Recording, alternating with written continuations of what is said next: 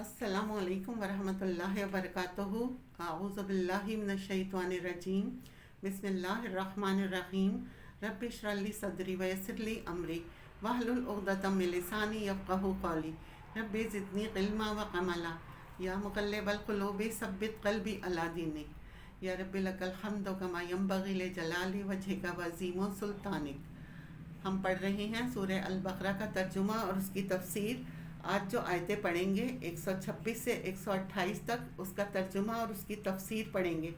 व इस काला इब्राहीमो, और जब इब्राहीम ने कहा, ए मेरे रब, रब्बिजअल हाज़ा बलदन आमिना, इस घर को अमन वाला बना दे, इस शहर को अमन वाला बना दे।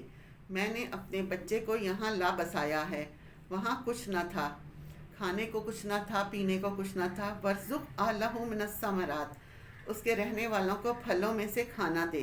मज़ीद डिस्कस करने से पहले इस वीडियो को लाइक करें, शहनाज मकसूद चैनल को सब्सक्राइब करें और बेल आइकन को ज़रूर क्लिक करें। फलों में से खिला, फल क्या है? बेहतरीन फूड, सब्जियों और दालों के मुकाबले में बेहतरीन फूड हैं। मन आमना मिनहुम बिल्लाही, जो उनमें से ईमान लाए अल्लाह और यौम आखिरत पर। काला वमन कफरा, नहीं जो कुफ्र करेगा, फ़उम्मत्तिहु क़लीलन, मैं उसे थोड़ा सा फ़ायदा दूंगा, उसे भी दूंगा क्योंकि दुनिया में सबको मिलेगा, लेकिन क़लीलन थोड़ा, क्योंकि दुनिया में जो भी है वो थोड़ा है। सुम्मा अदतर्रहु इला अज़ाबिन नार, फिर मैं इसे आग के अज़ाब की तरफ धकेल दूंगा। पुश करना, अदतर्रहु इला अज़ाबिन नार, धकेलना। वबिअसल मसीर, वो बहुत ही बदतरीन ठिकाना है। इस आयत से ये बात पता चलती है कि इंसान को दुनिया और आखिरत दोनों की भलाइयाँ मांगनी चाहिए। यहाँ इब्राहीम अलैहिस्सलाम दुनिया की भलाइयाँ मांग रहे हैं। कौन सी? अमन और बेहतरीन रिस्क, गारंटी और बेस्ट फ्रूट। दुनिया के फ़ायदे थोड़े हैं, दुनिया काफिरों और मोमिन दोनों को मिलती है। व इज़ यरफ़उ इब्राहीमो लिक़वाइदो मिनल बैत इस्माइल, और जब हरम की बुनियादें इब्राहीम उठा रहे थे और इस्माइल भी साथ थे, बाप बेटा दोनों मिलकर घर की तामीर कर रहे थे, इकट्ठे काम कर रहे थे और साथ कह रहे थे, रब्बना तक़ब्बल मिन्ना, ए हमारे रब तू हमसे कबूल कर ले।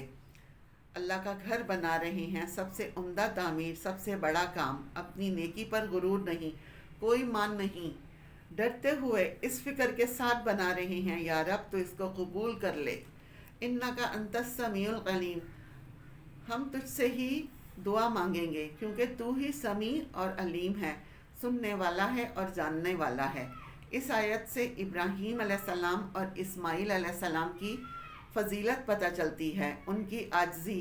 फिर ये कि किसी के मुकाम और मर्तबा कितना ही बड़ा क्यों ना हो, वो अल्लाह ही का मोहताज है। यहाँ इब्राहीम और इस्माइल अपने कारनामों का जिक्र नहीं कर रहे कि देख हमने तेरे लिए कैसा घर बनाया है, बल्कि क्या कह रही हैं? तक़ब्बल, अल्लाह तो कबूल कर ले। हम सब के लिए बहुत बड़ा सबक है इस आयत में।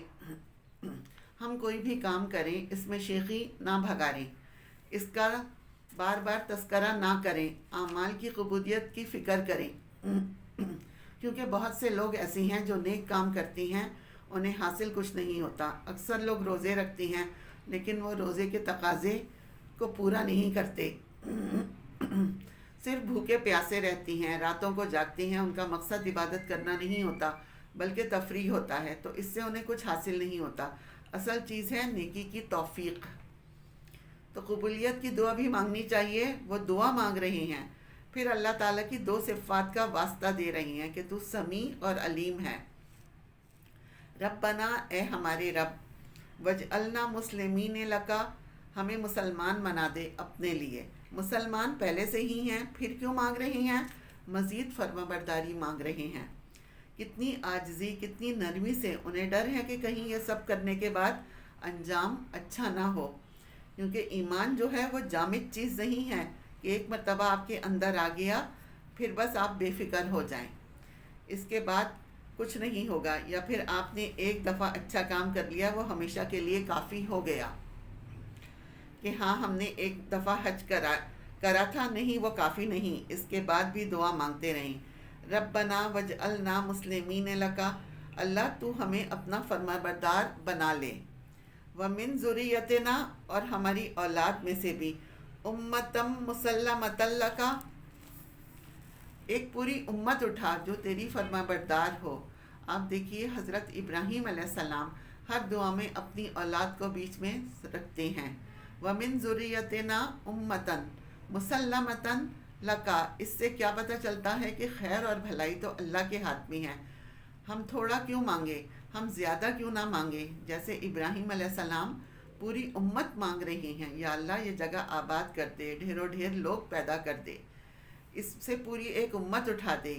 ہم تو آج اور کل کی دعا مانگتے ہیں، ہماری سوچ چھوٹی ہے، اللہ سے بھی کم ہی مانگتے ہیں، حالانکہ اللہ تو سب کچھ دے سکتا ہے، اس کے یہاں تو کسی چیز کی کمی نہیں ہے۔ اور خاص طور پر نیکی کے معاملے میں تھوڑا نہ مانگے، زیادہ مانگے۔ وَأَرِنَا مَنَاسِكْنَا، اور کتنے ہمبل، کتنے عاجز ہیں، یا اللہ ہمیں سب کچھ سکھا دے، اور ہمیں علم کی ضرورت ہے، یہ نہیں کہا کہ ہم اتنے بڑے بلڈر ہیں۔ وَتُبْ عَلَيْنَا، اور تو ہماری توبہ قبول کر لے، اِنَّكَ أَنْتَ التَّوَّابُ الرَّحِيمُ، بے شک تو ہی توبہ قبول کرنے والا بہت مہربان ہے۔ بات یہ ہے ہم سب کے لیے اللہ کی اطاعت ضروری ہے، خواہ کوئی کتنا ہی بڑا، کتنا ہی نیک کیوں نہ ہو، اس کو اطاعت کی فکر رہنی چاہیے۔ دوسری بات یہ کہ نیکی کے کام میں اپنے بچوں کو بھی شریک کرنا چاہیے۔ اکٹھی عبادت، اکٹھی دعائیں، پہلے تعمیر اکٹھی کی، اب اکٹھی دعائیں مانگ رہی ہیں۔ یہاں پر اپنے بچوں کا ایمان بچانا مشکل ہو گیا ہے، یہاں پر ان کی نسلوں کا ایمان بچانا اور ان کے لیے دعائیں، یا اللہ ہماری اولادوں کو بھی اسلام پر قائم رکھنا۔ پھر یہ کہ ہے علم کی دعا، وَأَرِنَا مَنَاسِكْنَا، اللہ مجھے سکھا دے، مجھے بتا دے۔ بعض مرتبہ ہمیں یہ نہیں پتہ ہوتا ہمیں کیا کرنا چاہیے، تو جاہل جو ہوتے ہیں وہ کہتے ہیں پتہ ہی نہیں تو کیسے کریں، معلوم ہی نہیں، پتہ ہوتا تو کیا وہ کر لیتے۔ پر یہ بتایا جا رہا ہے کہ شوق ہے انہیں، یہ بتایا ہے کہ عبادت کے اوقات بھی پتہ ہوں، طریقے بھی پتہ ہوں، جگہ بھی پتہ ہو۔ کیا جاننا ضروری ہے؟ 3 چیزیں، اوقات، جگہ اور طریقہ۔ پھر آپ کتنی بھی نیکیاں کر لیں، نیکی کی ضرورت ہے۔ ابراہیم علیہ السلام کا طریقہ کیا بتاتا ہے؟ توبہ، وَتُبْ عَلَيْنَا إِنَّكَ أَنْتَ التَّوَّابُ الرَّحِيمُ۔ اور پھر یہ کہ دعا کرتے ہوئے اللہ کے ناموں کا واسطہ دینا، وہ بہت زیادہ توبہ قبول کرنے والا غفور الرحیم ہے۔ وآخر دعوانا ان الحمد للہ رب العالمین۔